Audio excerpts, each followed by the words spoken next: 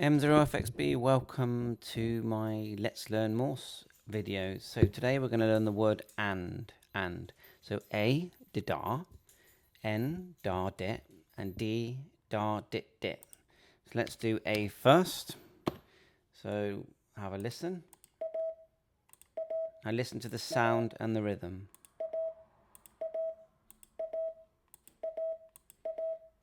Close your eyes and listen. It's the sound and the rhythm on that. Let's do N. It's almost like the backwards version of A. Da, dit, da, dit.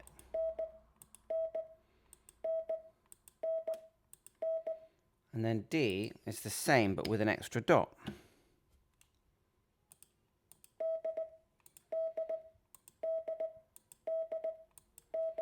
So you're sort of listening to the sound and the rhythm with your eyes closed rather than looking at the dots and dashes. So let's hear the whole lot. So that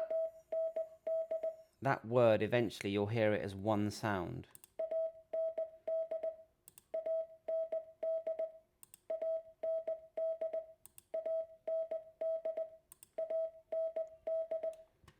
So I hope this helps you. Listen to it over and over again, and yeah, let's learn Morse code. So 7-3, thanks for watching.